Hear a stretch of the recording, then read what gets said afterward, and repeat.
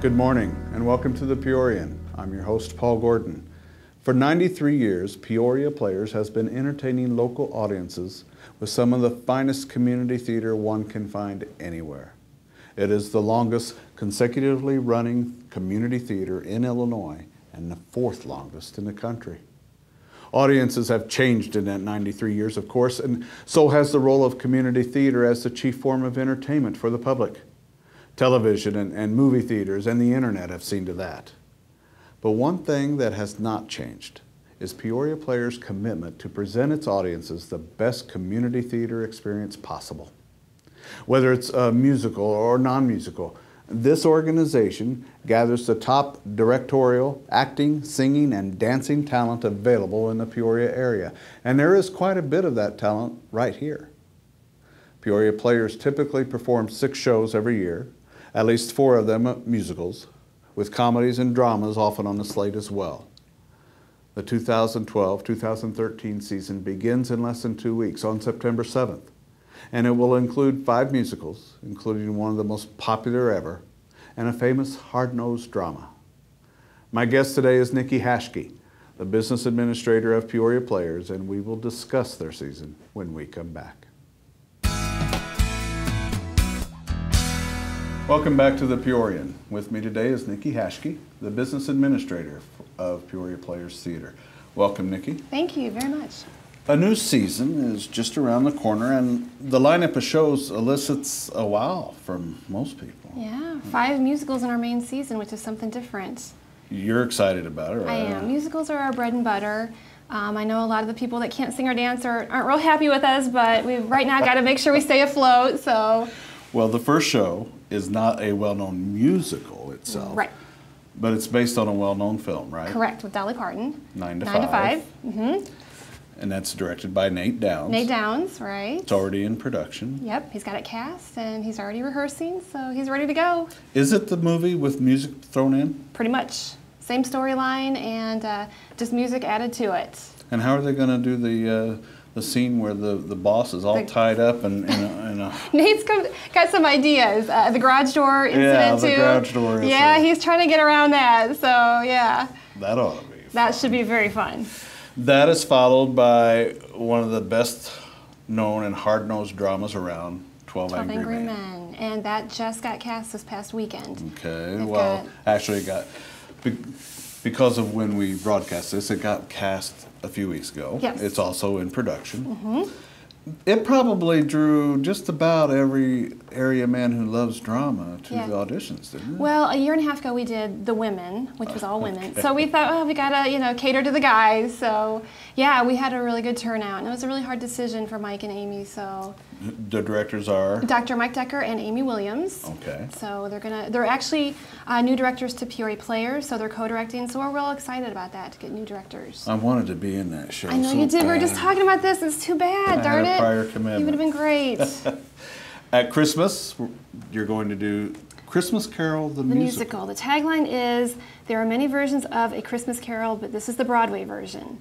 It was done at Radio City Music Hall for about 10 years. Oh. And then in 2004, they made it into a Hallmark Entertainment special. Kelsey Grammer was Scrooge. And so it's a little bit different. It's more of kind of an extravaganza. Do you think people realize that there is a musical version? I don't think they do. They will once they see ours. But yeah, I don't think people realize there's a different version. I didn't until our director, Mary Ellen Elbert, came to me and said, hey, check into this. And of course, Mary Ellen is a well-known and experienced director of musicals. She is. She just did Annie for us last year and has done a lot of really good shows. Okay. And it's the full Christmas Carol. It is. With songs in it. Yeah, right. And a little bit more glitz than the typical Christmas Carol people are used to. So it should be a really good family show. We encourage all members of the family, all ages, to come and join us. Okay. Following that, then, is Maine. Another well-known classic favorite. Yeah, yep. Liz Landis Reed is the director. Yep. When was the last time Maine was done around here? Do you know? You know what? We did it, I think, in the late 80s. Okay. I don't know if Cornstalk's done it since then. I don't know. It's been a while. At least 25 years, I'd say. But everybody still knows the name. Everybody still loves it, yeah. Yeah, in Okay. fact, we had her get acquainted to preview our new season, and Liz got up there, and everyone sang along with her, so they still remember the theme song. So that was exciting.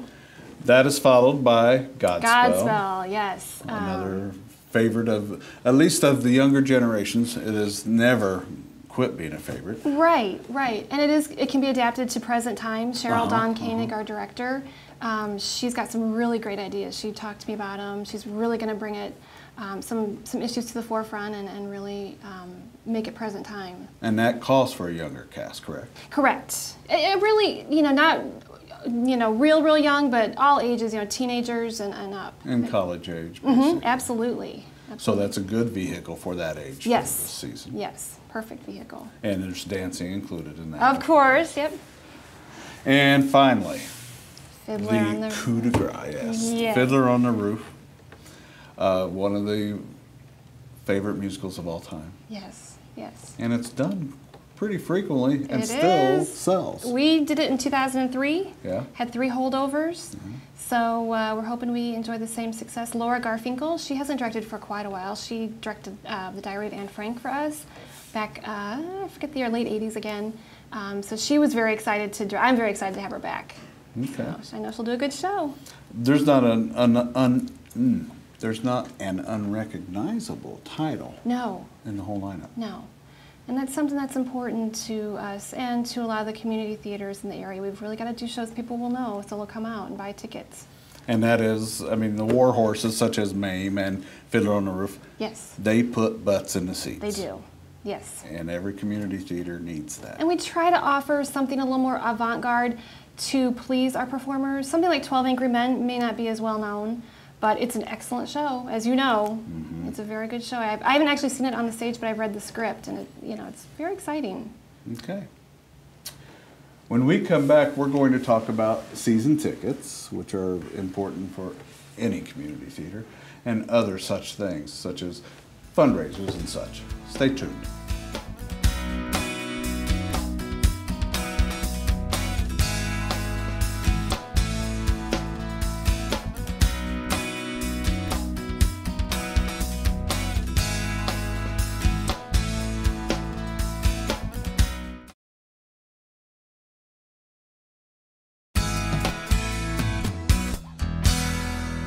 Welcome back. I'm with Nicki Haschke, the business administrator of Peoria Players Theatre. Before the break, Nicki, we talked about the need to do well-known shows, musicals or whatever, with including some war horses, as we call them. Right. The war horses meaning the shows that everybody knows. They're needed to draw in audiences. Right. Isn't that also what's behind the decision to go with 5 musicals this season? Yes. They're, like we were saying, our musicals are our bread and butter. And we are a community theater, so we do have to cater to the community, but at the end of the day, we are also a business. We have to stay around. We've been around 94 years, so we don't want to break that tradition, and we want to stay in business and continue to offer our community the entertainment and the creative outlet. Will there ever come a time where it's all musicals? I don't think so, because there are still, there's still a facet of performers that really don't sing or dance, and also members of the audience that prefer non-musicals. So yeah, we don't want to cut out our non-musicals altogether. We used to do 2 non-musicals, and we might go back to that next season. We've been talking about that. So. Has this lineup, the lineup that you've announced this year, has it had much of an impact yet on your season ticket sales? Yeah, they're doing very well. A lot of people love our season. We get a lot of really good comments and positive feedback. Most of the audience members do like the musicals, and they love the well-known names. They haven't seen Mame in a while, and everybody loves Fiddler. And it's exciting to offer the regional premieres like Christmas Carol and 9 to 5. So.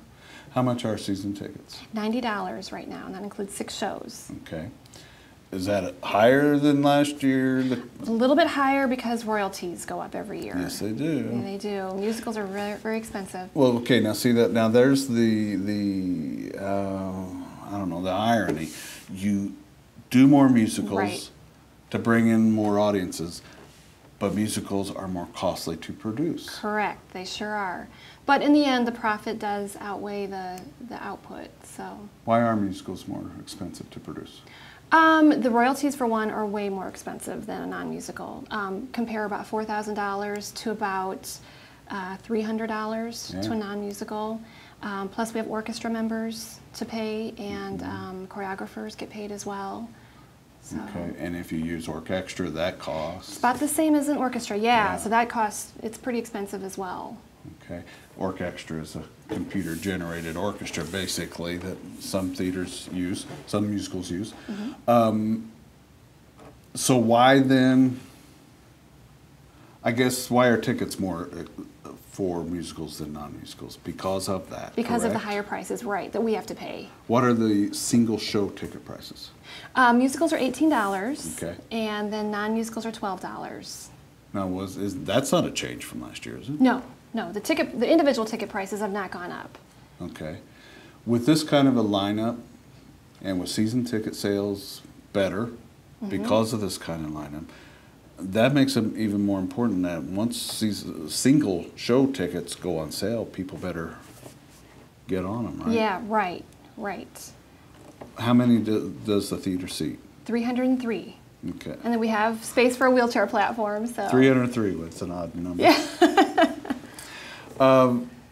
Do you anticipate, with this season, holdovers coming up this year?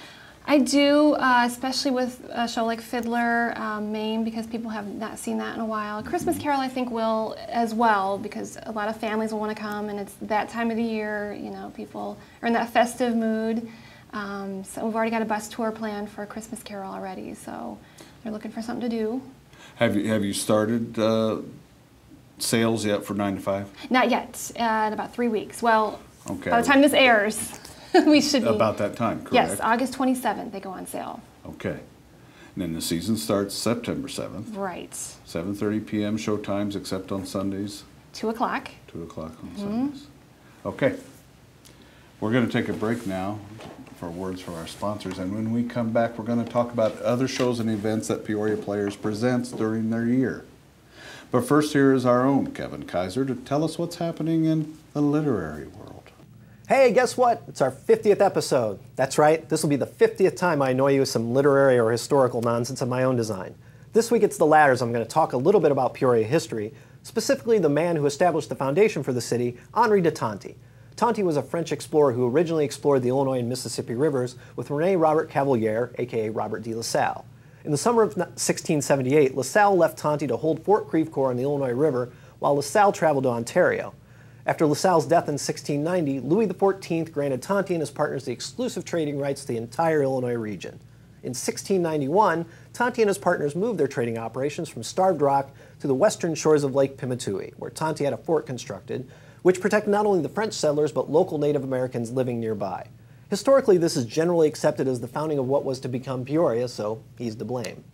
As if founding what was to become Peoria isn't cool enough, there's something even more cool about Tonty's story. In 1668, Tonty joined the French army, and while fighting in the Third Anglo-Dutch War, he had his right hand blown off by a grenade. From that time on, he wore a prosthetic hook and was nicknamed Iron Hand. How badass is that? I wonder what people thought when they saw old Frenchie McIronhand for the first time, especially Native Americans. But anyway, in a city that has a bright and colorful history, you generally don't hear too much about Tonty. Well, that's all changing on September 15th, when the Peoria Historical Society, in association with the Institute for Principled Leadership at Bradley University, hosts the inaugural Henri de Tonty celebration, honoring outstanding principled community leadership. The Henri de Tonty Award, or the Tonty, will be presented to an individual, business, or organization in recognition of outstanding community leadership. The first Tonty will be presented to Caterpillar in recognition of more than 100 years of principled leadership in the greater Peoria area. The award itself is a beautiful sculpture of Old Iron Hand, created by Peoria artist Lonnie Stewart. The award will be presented during an event at the Civic Center Ballroom on Saturday, September 15th, starting at 6 p.m. Tickets are $150 per person, and tables of 8 can be reserved for $1,200. For more information, check out the story in the most recent issue of the Peorian, look on our website, or visit the PeoriaHistoricalSociety.org. Welcome back to the Peorian. If you've just joined us, our guest today is Nicki Haschke, the business administrator of Peoria Players Theatre. Nicki, every year Peoria Players does other events to help raise operating revenue. And there's the annual showings of the Rocky Horror Picture Show. Oh, yes. last Friday and Saturday in October. Still very popular. I think we're in year 21 now. No kidding. Yeah. They still come out. And when you do it, you have live actors on the stage. You have a big screen on the stage, Lower first the big of all, movie screen.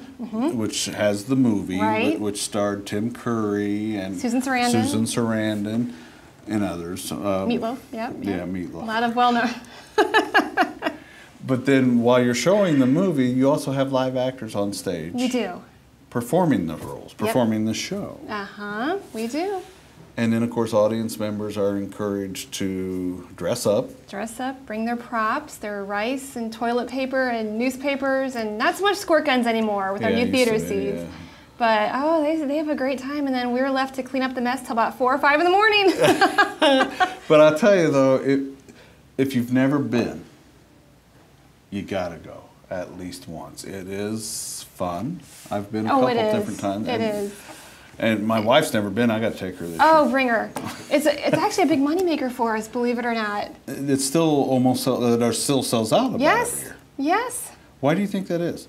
I think kids like to get crazy. It's a safe environment. They're not out drinking and getting wild and doing what, Lord knows what, but it's a safe environment. They have that excuse to get crazy and, dance and scream and yell and throw stuff. Why does that show have such a lasting power? I don't know. 75, I think the movie came out. It's a cult classic. I mean, it really launched the careers of Meatloaf. I mean, he's so not launched a career, but he's so well known for Rocky Horror and even Susan Sarandon and Tim Curry. I mean, who doesn't love him? And when you see Tim Curry today compared to what he looked then, you wouldn't know it's the same person. No, he's an excellent actor, though. Yeah. I mean, you can't really base his acting skills on Rocky Horror, but... What else is planned? We have a Ring-a-Ding-Ding New Year. It's our 3rd year. It's celebrating the music of Frank Sinatra. Local performers sing the songs of Old Blue Eyes, and that's a nice little... We're just doing it one time this year on New Year's Eve because it falls in the middle of the week. So we also include complimentary hors d'oeuvres along with the performances. And it's a really nice evening. It's at 7:30 p.m. It's early enough if people want to get to another party by midnight, or if they want to get home safely and not be on the roads at midnight. So you don't necessarily encourage them to bring their own champagne or anything? No, in fact, it's real hard for us to kind of get that liquor served, and we're on Park District property, so we have to kind of go through a lot of hoops. And that is always something to remember. Your place, as well as Cornstalk Theater, it's Park District property. It is. So they're real. And then Bus Stop. We're doing Bus Stop in June of next year. That's a cute little non-musical. And that's being directed by Caleb Finley. First-time director for us again, so we're very excited about that. Bus Stop was a well-known movie, of course. With Marilyn Monroe. Marilyn Monroe. Is it that well-known of a stage play? I don't know. We did it years ago. I couldn't even tell you the year, but Sherry and Eldon Beaver met there. Okay. They were very happily married now. And so it's a cute little show. A bus breaks down in rural Kansas, and they get stranded at a diner overnight, and it's just a lot of relationships and romances, are started in that chance meeting. So it's a cute little show. Usually in our June slot, we do a musical. Okay. So this is actually our first year we have not done a musical in that slot. So. Any particular reason? It's less money, and this is a fundraiser slot, so we have the potential to make more money. And Caleb was very passionate about directing this show, so we wanted to give him an opportunity to do the show. Who's directing Ring-a-Ding-Ding, by the way? Actually, I used to put that together in the past with Steve Bortolotti, Bruce Colligan, Brian Blanks. This year, probably Bruce and I and Brian Blanks and Pat Clark do the music, help edit the music, so probably the same people. It's kind of an effort on, the part of many people. Yeah. Okay. And the performers, too, help out. Peoria Players, like any other community theater, relies heavily on volunteers. Yes, we do. We have wonderful volunteers. One doesn't have to be able to act or sing or dance to be involved in community theater or in Peoria Players, right? Not at all. Okay. What else can they do to be part of the Peoria Players Company? We have a lot of other than backstage and technical aspects of the theater, we have hosts and ushers. Box office help. We can always use help in the afternoons and working the shows in the evening. There's costumes and painting and props and all kinds of things like that in any area, really. If they want to become involved, and every theater looks for costumers. Absolutely. That, I guess if there's one backstage area where help is needed the most, it's in costuming, correct? Yes, correct. You know, we always use, actually all areas, but costuming, yeah, that's an area where we really need some extra helpers. And people who are with the ability to create And to costumes sew. and to sew, Right. they may not realize this is a fun outlet for them to take. It is, and they meet a lot of really nice people and make a lot of good friends, so, Okay. yeah. And they just need to contact the theater if they want to get involved? 688-4473. 688-4473. Yep. Nicki, thank you for being on the program. Thank you very much. I hope you've enjoyed today's program and that we have you ready to see some good theater right here in Peoria. Remember, you can see this and other episodes of The Peorian on our website, thepeorian.com. And tune in next week when we talk about Labor Day and the state of labor in Peoria. That's next Sunday at 8 a.m. on WHOI TV or on our website, thepeorian.com. Have a good week.